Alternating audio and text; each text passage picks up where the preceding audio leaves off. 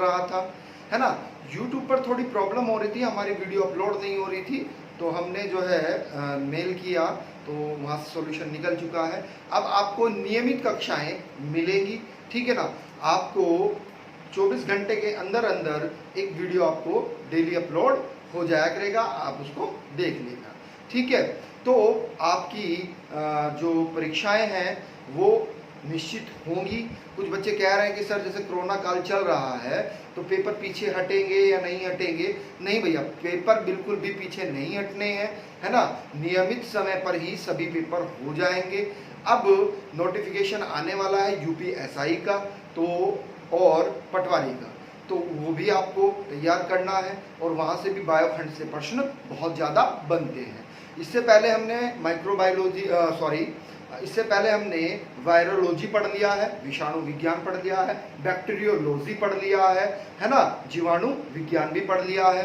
आज हम आपको माइकोलॉजी पढ़ाएंगे। माइकोलॉजी अर्थात फंगी अर्थात कवक के बारे में आपको बताया जाएगा, ठीक है ना। और ये वीडियो बहुत इंपॉर्टेंट है, और इससे जो नेक्स्ट वीडियो रहेगी वह तो इससे भी ज़्यादा महत्वपूर्ण रहेगी, क्योंकि बेसिकली होता क्या है कि आपसे हानिकारक और लाभदायक जो कवक होते हैं वह पूछ लिए जाते हैं, ठीक है। उनसे होने वाली बीमारियां आपसे पूछ ली जाती हैं, तो वो पार्ट आपको सेकंड में मिलेगा, है ना। प्लेलिस्ट में आप जाएंगे तो आपको प्लेलिस्ट में जीव विज्ञान का एक फोल्डर अलग से आपको मिल जाएगा, ठीक है। तो आइएगा स्टार्ट करते हैं कवक को, फंगी को, है ना। तो फंगी वास्तव में समझिएगा कि फंगी है क्या, कवक, इसको समझिएगा। आपसे अगर पूछा जाए, पहला पॉइंट आप बनाइएगा कि अगर आपसे पूछा जाए कि फंगी शब्द कहां से आया, ये फंगी शब्द जो है ये वास्तव में किसने दिया, है ना। ये शब्द, इस शब्द का प्रयोग किसने किया, तो वास्तव में इस शब्द का प्रयोग लिख लीजिएगा, ये पूछा जाता है गैस्पर्ड बुलियन, जो वैज्ञानिक थे उन्होंने दिया। क्लियर है पॉइंट। अब दूसरा ही प्रश्न क्या बनता है कि जो फंगी है, तो फंगी का अध्ययन हम किसमें करते हैं, बहुत इंपॉर्टेंट है। फंगी का अध्ययन हम माइकोलॉजी में करते हैं। किसमें करते हैं, माइकोलॉजी में करते हैं, ठीक है। आ रही है बात समझ में। अभी बताएंगे कि माइकोलॉजी हुआ कैसे। अब आप इसको समझिएगा। पहली बात तो यह है कि हम इसका फंगी का अध्ययन किसमें करते हैं, माइकोलॉजी में करते हैं, है ना। अर्थात प्रश्न ऐसे भी बन सकता है कि फंगी जो है, फंगी का अध्ययन क्या कहलाता है, तो फंगी का अध्ययन माइकोलॉजी कहलाता है। अब दूसरी बात यह है कि जो माइकोलॉजी है, माइकोलॉजी के पिता किनको कहा जाता है, तो यह भी प्रश्न बन जाता है। तो पीएम लिखिएगा, पूरा नाम पीएम माइकेली, माइकेली को कहा जाता है। पॉइंट क्लियर है, बात समझ में आ रही है। वास्तव में इन्हीं क्यों माइकोलॉजी का पिता कहा जा रहा है, वास्तव में जो माइकोलॉजी है अर्थात माइकोलॉजी के पिता इसलिए कहा जा रहा है क्योंकि जितनी भी फंगी थी, फंगी का वर्गीकरण जो किया था वास्तव में इन्होंने किया था। और किस पुस्तक में किया था, कभी कभी पुस्तक का भी नाम पूछ लिया जाता है, तो आप पुस्तक का नाम भी लिखिएगा, नोवा प्लांटेरम जेनेरा, ये इनकी पुस्तक का नाम है। इसमें इन्होंने फंगी का वर्गीकरण किया था। क्लियर है पॉइंट, यहां तक बात समझ में आ गई, है ना। आ रही है बात समझ में कि फंगी शब्द किसने दिया, गैस्पर्ड बुनिया ने दिया, जबकि माइकोलॉजी क्या है, फंगी का अध्ययन ही क्या कहलाता है, माइकोलॉजी कहलाता है। माइकोलॉजी के पिता किनको कहा जाता है, पीएम माइकेली को कहा जाता है। और फंगी का वर्गीकरण माइकेली ने किस पुस्तक में किया था, तो नोवा प्लांटेरा जेनेरम में किया था। पॉइंट क्लियर है, यहां तक बात समझ में आ रही है। अब दूसरा ही फैक्ट क्या बनता है, दूसरा फैक्ट ये बनता है कि भारत में कवक का जनक किसको माना जाता है, भारत में कवक का जनक किसको माना जाता है, तो दो नाम आएंगे। अब समझिएगा, यहां पर प्रश्न तथ्यात्मक रूप से बन जाएगा। एक का नाम है बटलर, दूसरा नाम है मुंडकर। दूसरा नाम क्या है, मुंडकर। अब ऑप्शन में दोनों है तो आप दोनों पर क्लिक करेंगे। यदि ऑप्शन में बटलर है और मुंडकर भी है, अलग अलग ऑप्शन में है, तो आप बटलर पर क्लिक करके आएंगे। पॉइंट क्लियर है, बात समझ में आ रही है? ठीक है। अब अगला ही प्रश्न क्या बनता है, अगला ही प्रश्न ये बनता है कि आधुनिक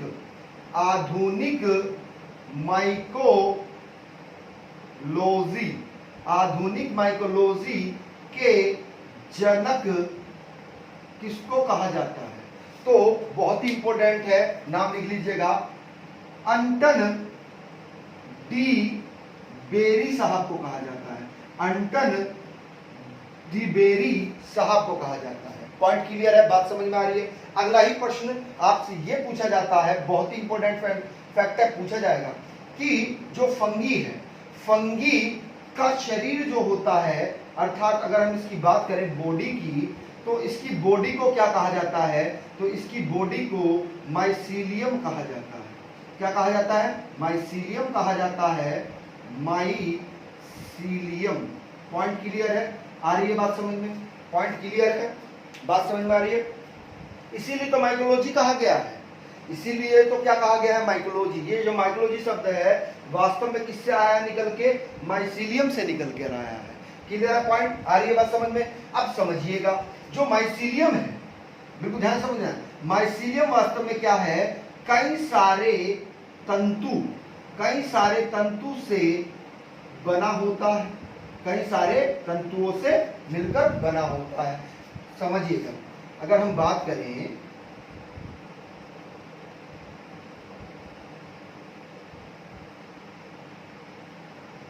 ये क्या है? कई सारे तंतु। तो इसे ही क्या कहा गया है? वास्तव में तंतुओं के समूह को ही क्या कहा गया है? माइसीलियम कहा गया है। क्या कहा गया है? माइसीलियम कहा गया है। पॉइंट क्लियर है? ये कई सारे तंतु मिलकर ही क्या बना रहे हैं? माइसीलियम बना रहे हैं। क्लियर है? पॉइंट आ रही है बात समझ में? चलेगा, आगे चलते हैं। अब एक चीज और है, यहां पर प्रश्न आपसे कैसे बनेगा? प्रश्न ये भी बनता है, बिल्कुल ध्यान सुनना है, देखिएगा, सहवाल हुआ है ना, आ रही है बात समझ में? सहवाल हुआ, कवक हुआ है ना, और ईस्ट हुआ। ईस्ट वास्तव में एक कवक ही है। ईस्ट क्या है? वास्तव में एक कवक ही होता है। अब बिल्कुल ध्यान से समझना है, इन तीनों को, ईस्ट को भी, सहवाल को भी और कवक को भी किस में रखा गया? थैलोफाइटा समूह में रखा गया। किस में रखा गया? थैलोफाइटा समूह में। थैलोफाइटा समूह क्या होता है? थैलोफाइटा समूह में जड़, तना, पत्ती कुछ नहीं होता है। पॉइंट क्लियर है? क्या नहीं होता है? जड़, तना, पत्ती, फूल, बीज कुछ नहीं होता है। पॉइंट समझ में आ रहा है? इसे थैलोफाइटा क्यों कहा जाता है? इस समूह को बिल्कुल ध्यान से समझिएगा, क्या कहा जाता है? थैलोफाइटा। बिल्कुल ध्यान से समझना है।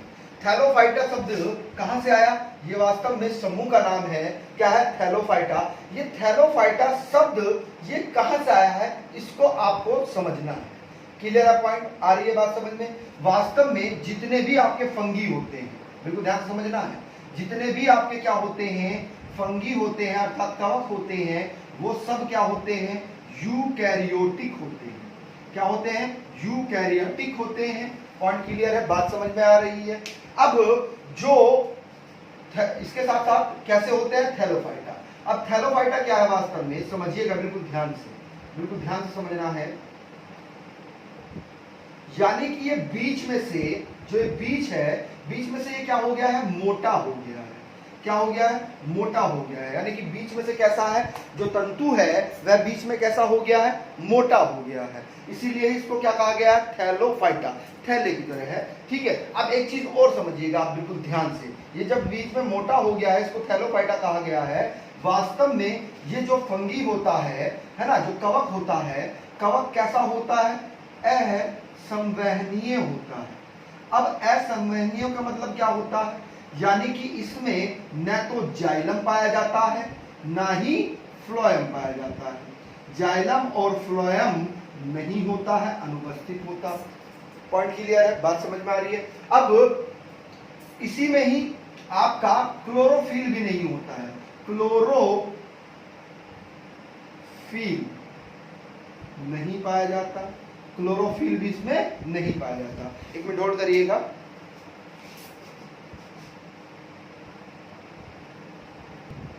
तो इसमें क्लोरोफिल भी नहीं पाया जाता है। बात समझ में आ रही है आपकी? अब एक चीज और समझिएगा आप ध्यान से कि ये माइसीलियम जो है, ये माइसीलियम आया कैसे। देखिए क्लासिफिकेशन अगर हम करें कवक का, वर्गीकरण करें कवक का, अगर हम वर्गीकरण करें तो वास्तव में समझिएगा ये कवक शब्द कहां से आया, मूल शब्द कैसे बना है ये इसको समझिएगा। ये वास्तव में माइक्रोहाइजा, जिसे हिंदी में क्या कहते हैं, कवक मूल कहते हैं। इस शब्द की उत्पत्ति वास्तव में कब हुई थी, इस शब्द की उत्पत्ति 1885 में किसने करी थी, फ्रैंक द्वारा।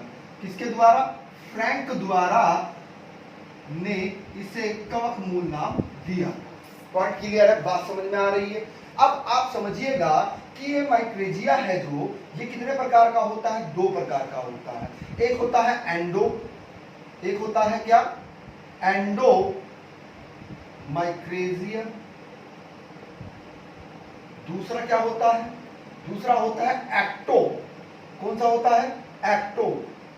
ठीक है, पूछे जाएंगे ये शब्द, एक्टो माइक्राजिया, माइक्राइजा, अच्छा ठीक है, माइक्रेजिया। अब दोनों को समझिएगा, इसे एंडो क्यों कहा गया, क्योंकि ये अंदर पाया जाता है। जिसे एक्टो क्यों कहा गया, ये बाहर पाया जाता है। बात समझ में आ रही है। इसे वास्तव में एंडोट्रोपिक भी कहते हैं। इसे क्या कहते हैं, एंडोट्रोपिक, ट्रोपिक माइक्रेंजिया भी कहते हैं। ठीक है, आ रही है बात समझ में। इसको एंडो एक्टो, इसको एक्टोट्रोपिक माइक्रेंजिया कहा जाता है। पॉइंट क्लियर है, बात समझ में आ रही है। यानी कि माइक्रेंजिया जो मूल कवक, जिसको हिंदी में क्या कहते हैं, मूल कवक, वो दो प्रकार के होते हैं, एंडोमाइक्रोजिया और एक्टोमाइक्रोजिया, यानी कि एंडोट्रोपिक और एंडोट्रोपिक। क्लियर है पॉइंट, यहां तक बात समझ में आ रही है। अब अगर हम बात करें, हेडिंग बना लीजिएगा आप, एंडो, एक्टो को डालिएगा पहले, एक्टो माइक्रेजिया। ठीक है, ये कैसा होता है, वास्तव में इस प्रकार के जो कवक होते हैं, लिखना है आपको भी, इस प्रकार के कवक में मूल की सतह, जो मूल होता है उसकी जो सतह होती है वह पूरी तरह से क्या होती है, इसको अंडरलाइन करना है, इसको अंडरलाइन करना है, फंगल हाइफी द्वारा निर्मित, इसको अंडरलाइन करिएगा, फंगल हाइफी द्वारा निर्मित होती। और जो इसके ऊपर आवरण होता है, कोमा लगा दीजिएगा, सूडो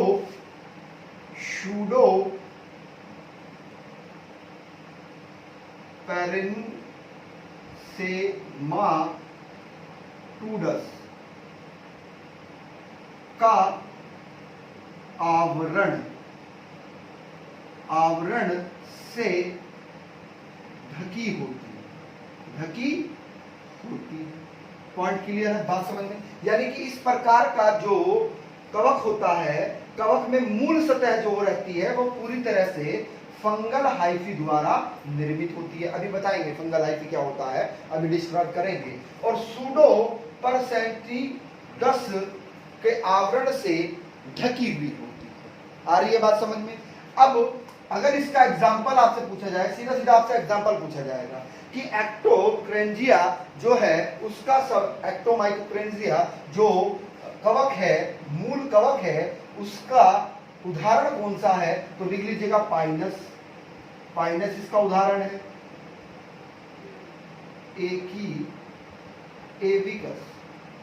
एविकस, ठीक है, ऑफ भी आता है इसी में ही। और आतंकवाद का यूकेलिप्टिस भी इसी में ही आता है। क्लियर है पॉइंट, आ रही है बात समझ में। उसी के ऊपर भी ये पाया जाता है। क्लियर है पॉइंट। अब दूसरा अगर हम करें कि एंडो, है ना, एंडो की बात करें, एंडो माइक्रेंजिया, ठीक है। तो ये वास्तव में किस प्रकार का होता है, तो इसमें लिखिएगा आप, ये वास्तव में कैसा होता है, ये वाम, ये शब्दावली ध्यान रखनी है, यानी कि ये वास्तव में लिख लीजिएगा ब्रैकेट में वैस्कुलर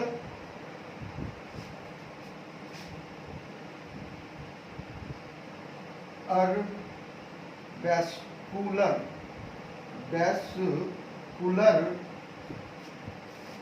माइक्रेंजिया,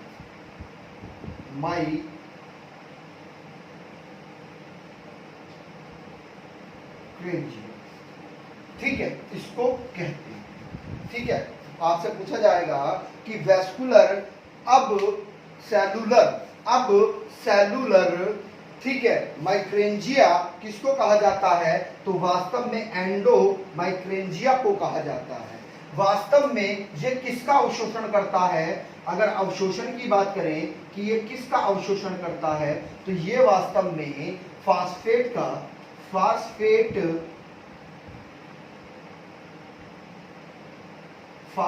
का अवशोषण करता है। एग्जाम्पल अगर आपको लिखना है तो एग्जाम्पल भी आप लिख लीजिएगा, यह है कोर्टिकुलम और राइजोकैटोनिया।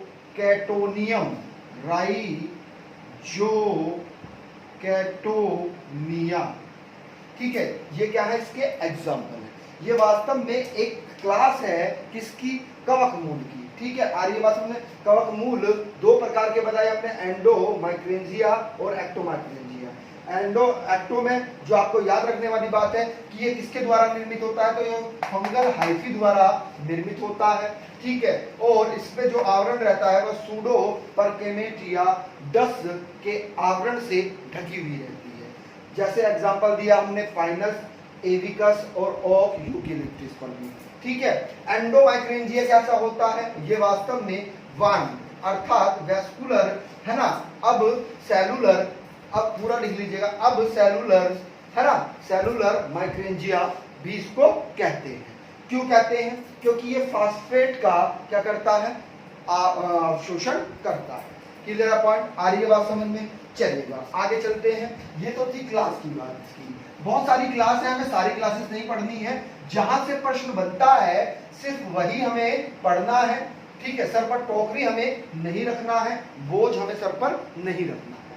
अब देखिएगा, आपसे पूछा जाता है कि ये कैसा है ना, तो प्रश्न ये भी बनता है कि इसके अन्य नाम क्या हैं, तो कवक के अन्य नाम भी पूछ लेते हैं। इसे हम वास्तव में क्या कहते हैं, मर्तोप जीवी भी कहते हैं। इसे ही हम क्या कहते हैं, वास्तव में इसे ही हम परजीवी भी कहते हैं। अभी बताएंगे, एक एक फैक्ट पर हम चर्चा करेंगे। इसे अविकल्प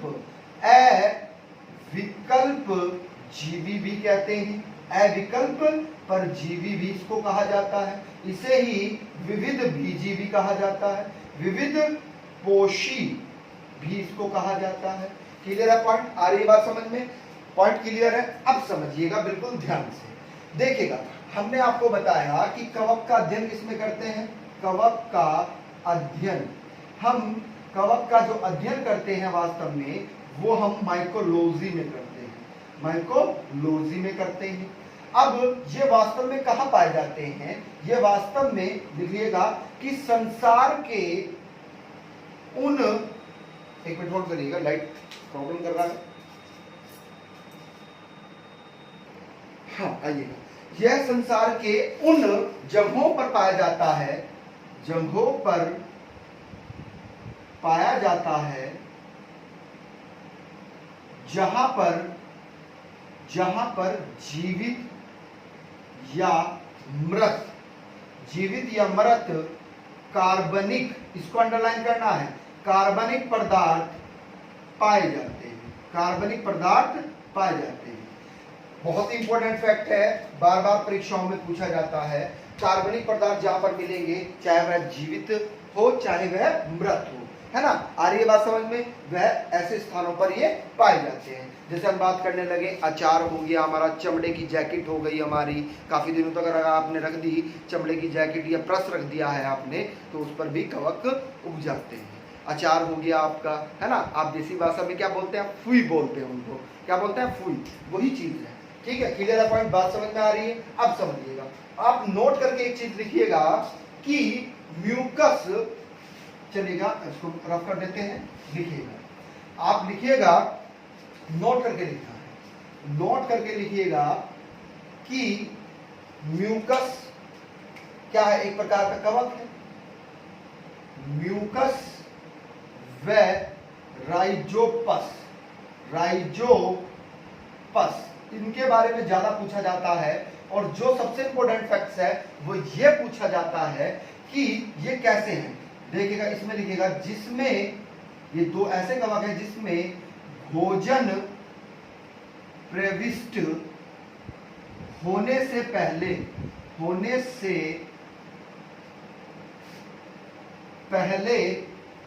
ही पच जाते हैं।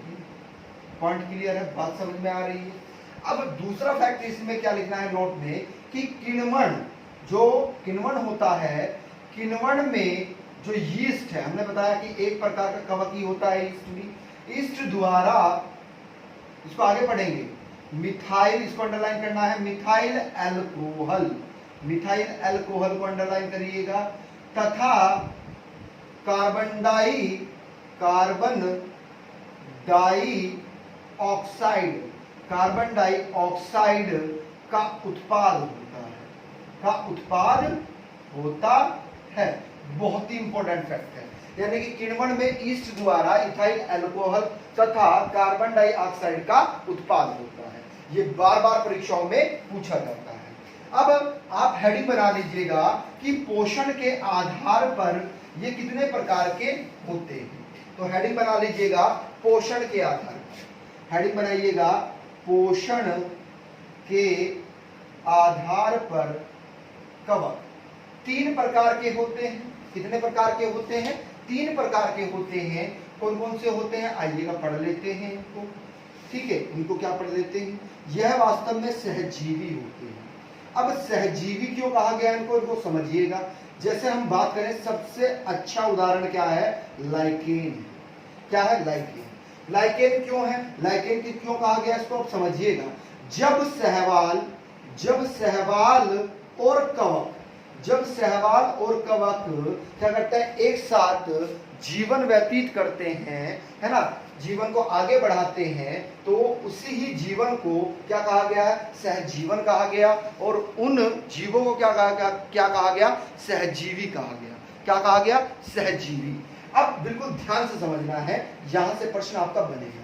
जो सहवाल होता है वास्तव में ये क्या करता है? ये वास्तव में प्रकाश संश्लेषण करता है। क्या करता है? प्रकाश संश्लेषण करता है। अब प्रकाश संश्लेषण करके क्या बना रहा है? प्रकाश संश्लेषण करके कार्बनिक पदार्थ अर्थात कार्बोहाइड्रेट बना रहा है। क्या बना रहा है? कार्बोहाइड्रेट बनाता है। पॉइंट क्लियर है? बात समझ में आ रही है? जिससे भोजन बनता है। यानी कि कार्बोहाइड्रेट बन गया अर्थात क्या बन गया है? भोजन बन गया है।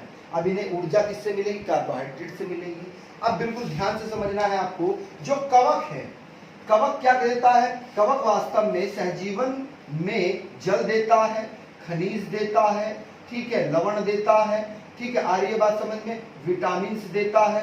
क्या देता है? विटामिन देता है, ठीक है, आ रही है बात समझ में? यानी कि सहवाल क्या करता है? सहवाल तो भोजन बना रहा है, जबकि जब सहवाल को जल की आवश्यकता होती है या खनिज की आवश्यकता होती है या विटामिन की आवश्यकता होती है, तो कवक किससे लेता है? सहवाल किससे लेता है? कवक से लेता है। और जब कवक के अंदर क्लोरोफिल नहीं होता है तो यह प्रकाश संश्लेषण की क्रिया नहीं कर पाता है, क्योंकि सहवाल के अंदर क्या होता है? क्लोरोफिल होता है, क्लोरोफिल होता है, जिसके कारण ये क्या करता है? प्रकाश संश्लेषण की क्रिया करता है और कार्बोहाइड्रेट बनाता है। क्लियर है पॉइंट? जब कार्बोहाइड्रेट बना दिया है, अब कवक को भोजन की जब आवश्यकता होती है अपने जीवन को आगे बढ़ाने के लिए, तो क्या करता है कवक सहवाल से भोजन ग्रहण कर लेता है। ठीक है, बात समझ में आई? तो इसे ही क्या कहा गया? सहजीवी कहा गया। पॉइंट क्लियर है? आ रही बात समझ में? सहजीविता का उदाहरण लाइकेन है। एक चीज लाइकेन जब आ गया है तो लाइकेन में आप नोट करके एक चीज लिख लीजिएगा। नोट करके क्या लिखना है कि पेड़ों पर आप लिखिएगा, हम बोल रहे हैं आप लिखिएगा, हम बोल रहे हैं, हम लिख नहीं रहे हैं, हम नाम लिखेंगे सिर्फ।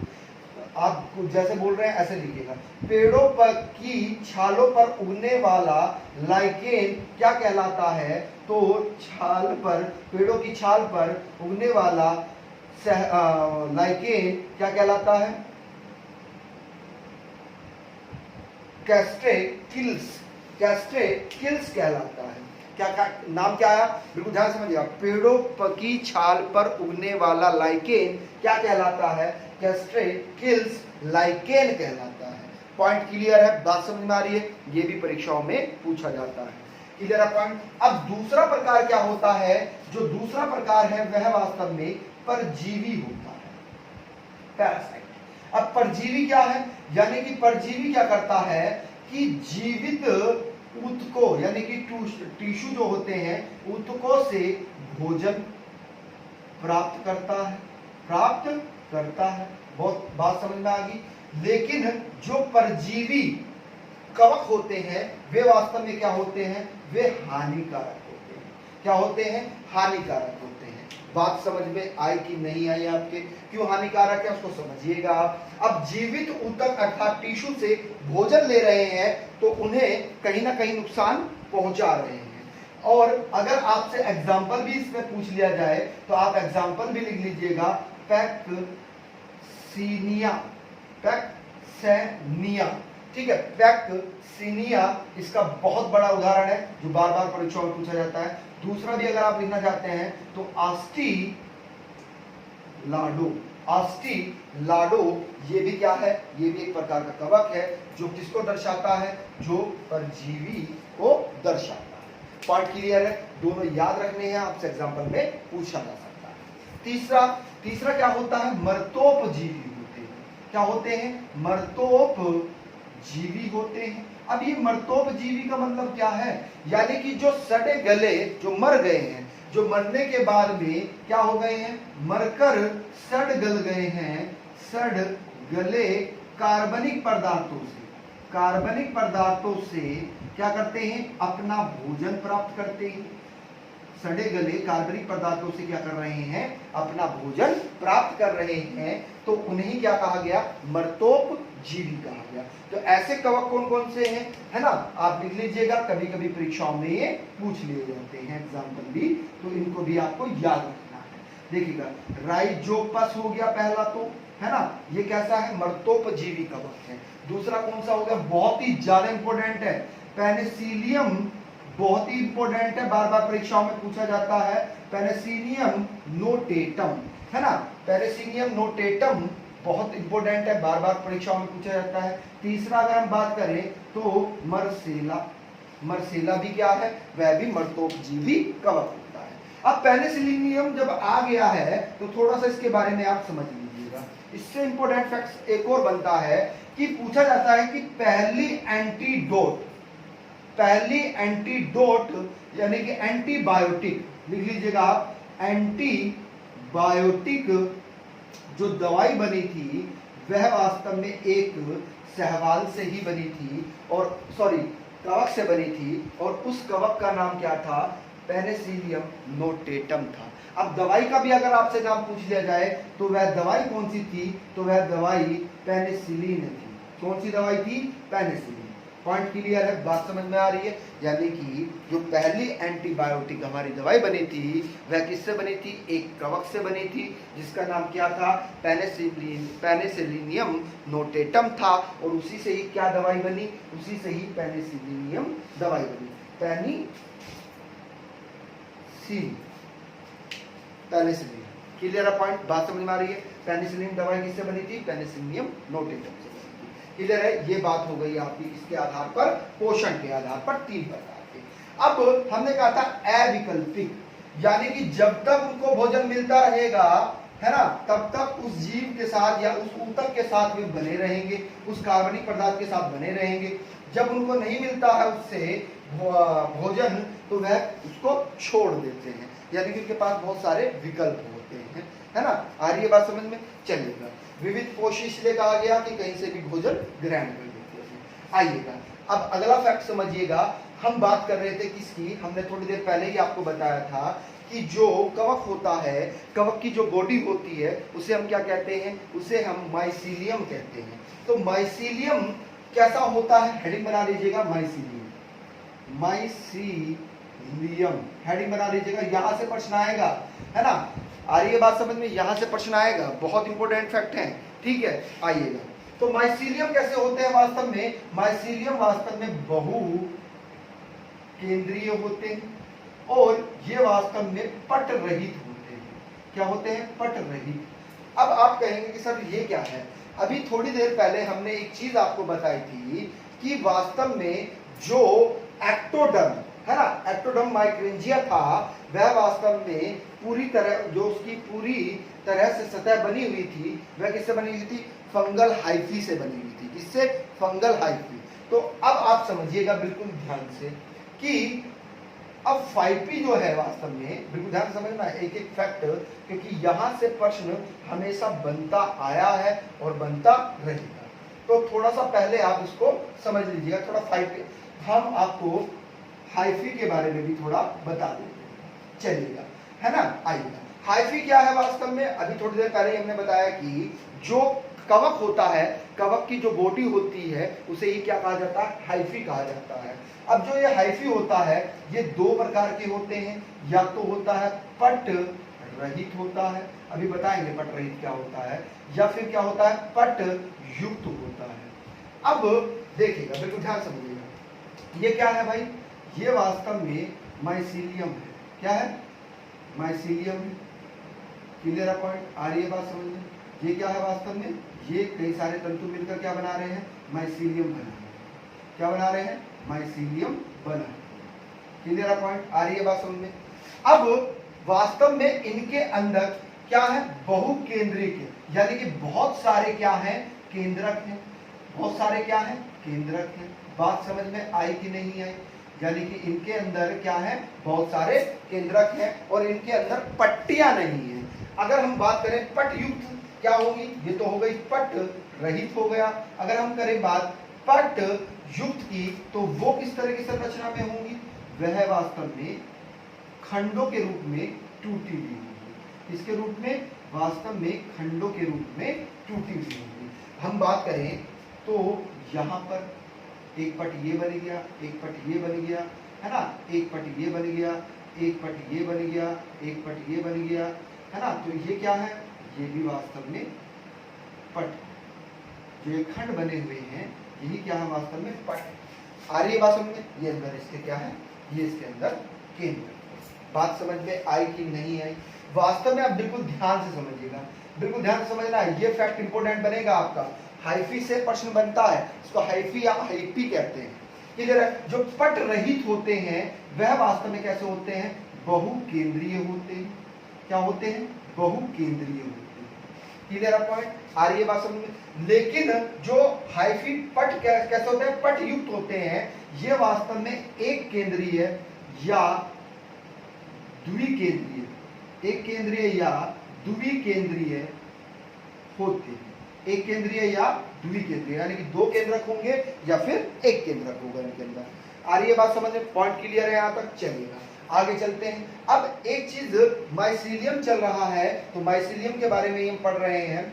अब अगर हम बात करें माइसीलियम की, तो ये कैसा है? बहुकेंद्रीय है। अब इसके अगर हम रिप्रोडक्शन की बात करें, तो ये दो प्रकार का होगा, एक होगा लैंगिक जनन और दूसरा होगा अलैंगिक जनन। कौन सा? लैंगिक जनन और अलैंगिक जनन होगा। क्लियर है पॉइंट? बात समझ में आ रही है? अब जो लैंगिक जनन है या अलैंगिक जनन है, उनके एग्जाम्पल आपसे पूछे जाते हैं, तो आप लिख लीजिएगा वास्तव में जूस्पोरस, जूस्पोरोसा और एपनोस्पोर द्वारा क्या होता है? इसमें जनन होता है। जबकि जो लैंगिक जनन होता है वह किसके द्वारा होता है? आइसोगेमस के द्वारा, या फिर एन आइसोगेमस के द्वारा जनन होता है, या फिर गेमस के द्वारा इनका रिप्रोडक्शन होता है, लैंगिक जनन। क्लियर है पॉइंट? आ रही है बात समझ में? अब अगर हम बात करें कि वर्गीकरण के आधार पर कैसे होते हैं, तो वर्गीकरण के आधार पर दो प्रकार के होते हैं, यानी कि अगर आपसे पूछा जाए कि वास्तव में जो फंगी है, फंगी का आधार क्या बनाया गया है वर्गीकरण पे, तो वर्गीकरण हेडिंग बनाइएगा, वर्गीकरण का आधार। तो वर्गीकरण का आधार दो प्रकार से है, कौन कौन सा? एक तो माइसीलियम के आधार पर। किसके आधार पर? माइसीलियम के आधार पर हम वर्गीकरण कर सकते हैं। किसके आधार पर? माइसीलियम के आधार पर। और दूसरा किसके आधार पर? लैंगिक जनन के आधार पर। लैंगिक जनन के आधार पर हम इसका वर्गीकरण कर सकते हैं। किसका? कवक का। Clear point. अब यहां पर वास्तव में तीन तरह के रिप्रोडक्शन आपको दिखाई देंगे। लैंगिक में आपको तीन प्रकार के क्या दिखाई देते हैं? रिप्रोडक्शन दिखाई देते हैं, है ना। पहला लिखिएगा, हेडिंग बना लीजिएगा, कायिक जनन। अब कायिक जनन क्या होता है? इसमें भी तीन विधियां होती हैं। पहली विधि लिखिएगा खंडन। खंडन में क्या होगा कि जो हाइपी यानी कि हाइफी की बात कर रहे हैं, हाइफी अनेक खंडों में अनेक टुकड़ों में करिएगा, अनेक टुकड़ों में टूट जाता है, अनेक टुकड़ों में टूट जाता है। और प्रत्येक खंड लिखिएगा, एवं प्रत्येक खंड, प्रत्येक टुकड़ा एक नए पादप में विकसित हो जाता है, विकसित हो जाता है। जैसे एग्जाम्पल अगर हम दें, एग्जाम्पल खंडन क्या, तो एग्जाम्पल में आप लिख लीजिएगा कि वास्तव में बहुत इंपॉर्टेंट है, पूछा जाएगा। एक तो हो गया म्यूकोर, दूसरा हो गया राइजोपस, राइजोपस हो गया। अगर अब दूसरी जो है, दूसरा रिप्रोडक्शन कैसा होता है कायिक जनन में, वह वास्तव में इसे हम क्या कहते हैं? विखंडन विधि।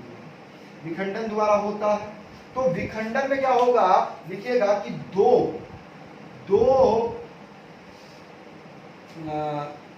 सतत कोशिकाएं, ऐसे करके लिख लीजिएगा, दो कोशिकाएं, ऐसे करिएगा, दो संतति कोशिकाओं में विभक्त हो जाता है, विभक्त हो जाता है। इन कोशिकाओं द्वारा दो इंडिविजुअल, एकल यानी कि इंडिविजुअल्स का निर्माण होता है, जैसे एग्जाम्पल दें, बहुत इंपॉर्टेंट है, आपसे पूछा जाएगा कि ईस्ट का रिप्रोडक्शन कायिक जनन द्वारा तो होता है, लेकिन कैसे होता है? तो विखंडन विधि द्वारा होता है। लिख लीजिएगा ईस्ट। एग्जाम्पल क्या लिखना है? ईस्ट लिखना है। एग्जाम्पल है ईस्ट, ठीक है। और तीसरा कैसा होता है? तीसरा वास्तव में मुकुलन के द्वारा, मुकुलन। अब मुकुलन क्या होता है? बर्डिंग बोलते हैं इसको इंग्लिश में। मुकुलन में क्या होगा? लिख लीजिएगा कि कुछ कवकों द्वारा छोटी अतिवृद्धियां का निर्माण होता है। इन्हीं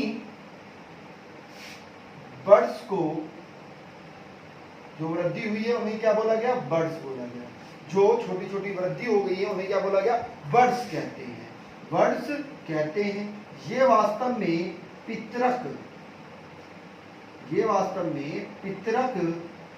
केंद्रक के विभाजन से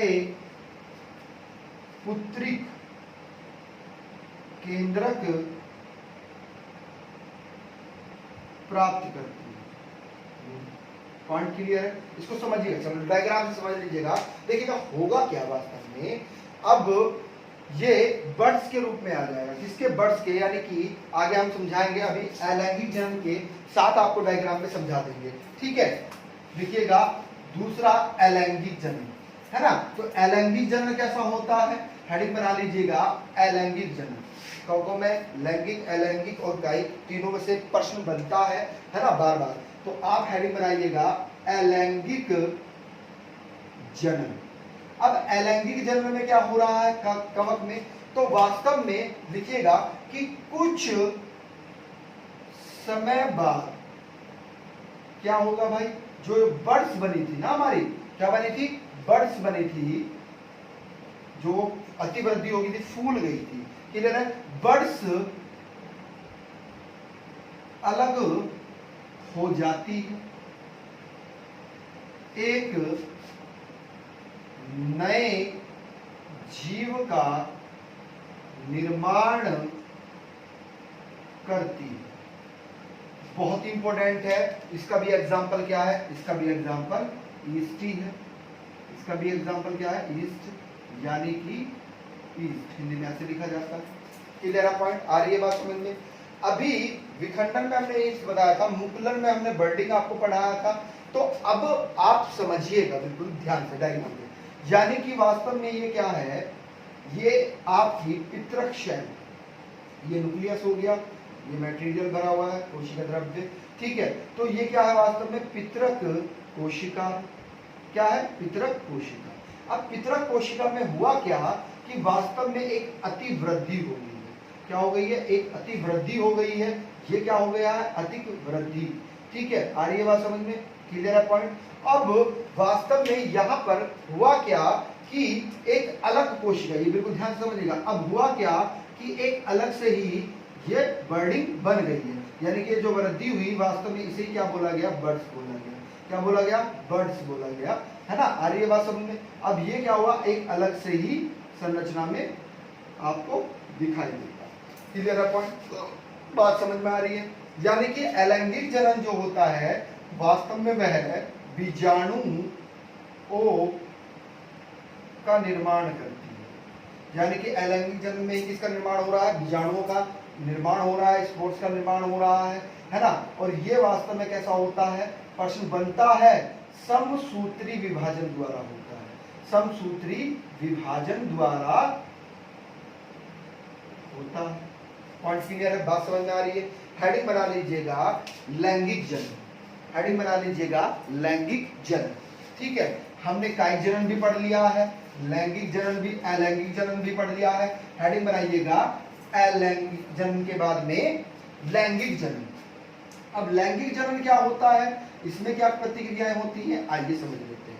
देखिएगा, जो कवक होता है, कवक का जो तंतु है फिलामेंट्स है ना, जो कवक तंतु जिस पर स्पोर जिनेसी, स्पोरजीनिया, स्पोरजीनिया बोलते हैं इसको, स्पोरजीनिया, है ना, स्पोरजीनिया का निर्माण होता है, स्पोरजीनिया का निर्माण होता है, क्लियर पॉइंट। इसे ही हम क्या कहते हैं, इसे ही हम स्पेलिंग सही लिखिएगा, SPORANGIO,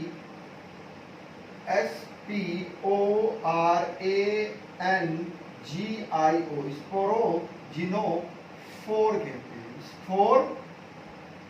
कहते हैं, स्पोर्स कहते हैं, ई करिएगा, स्पोर कहते हैं, पॉइंट क्लियर है। इसे क्या कहते हैं, स्पोरोजिनोफोर्स कहते हैं, क्लियर है पॉइंट। अब इसके फटने से, स्पोरोजोन के क्या होने से, फटने से बीजाणु जो होते हैं वो बाहर आ जाते हैं, बीजाणु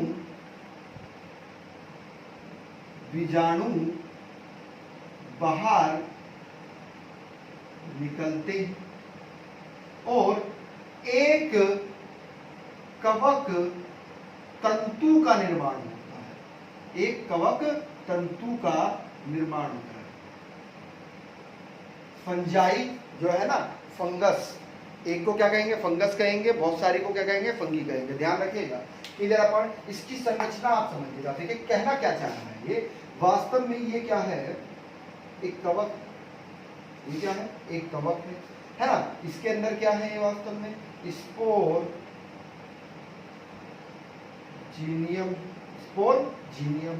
और जिस पर ये टिका हुआ है इसे क्या कहते हैं, स्पोर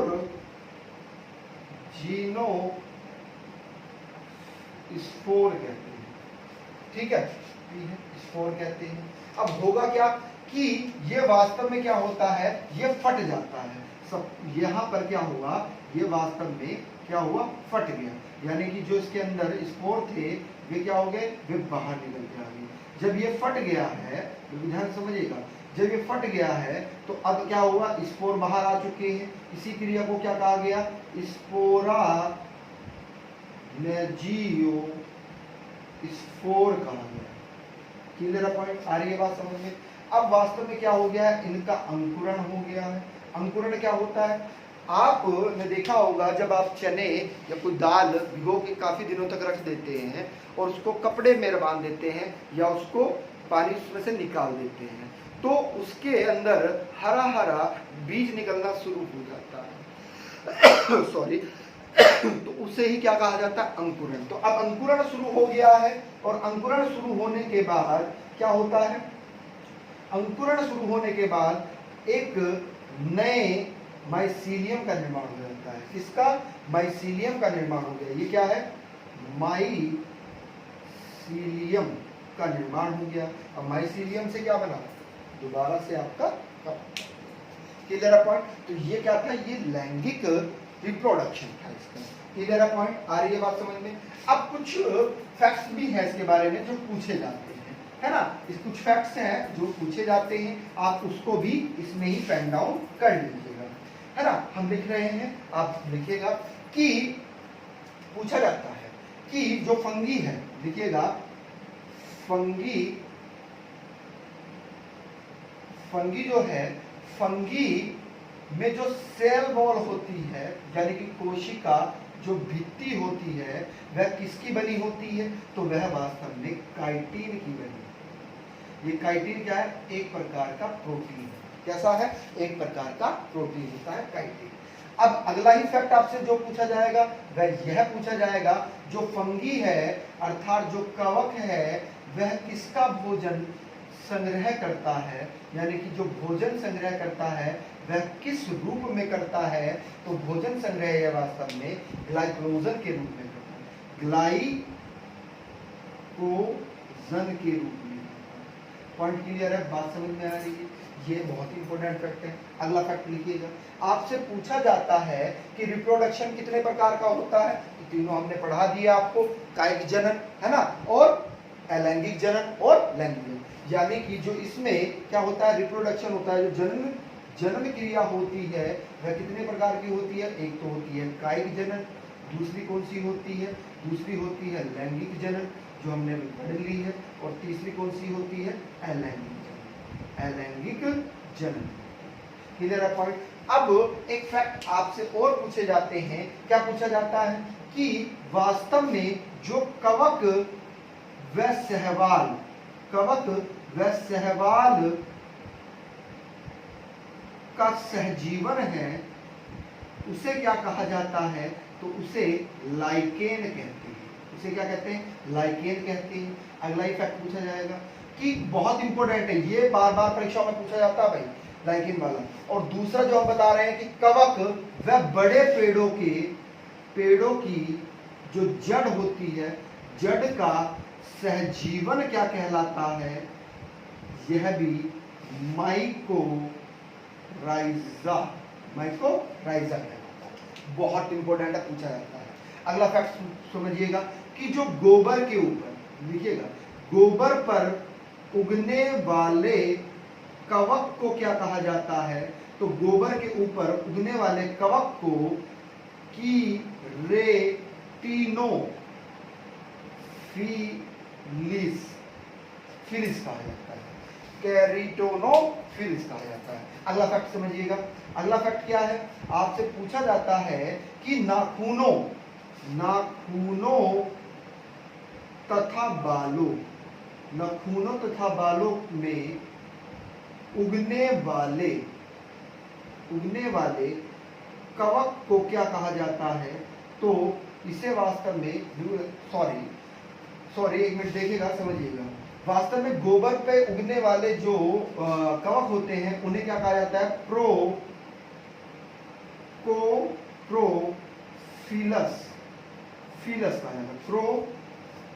प्रोफिलस कहा जाता है। जबकि नखूनों व बालों पर उगने वाले कवक को क्या कहा जाता है, इन्हें प्रोफिलिस कहा जाता है।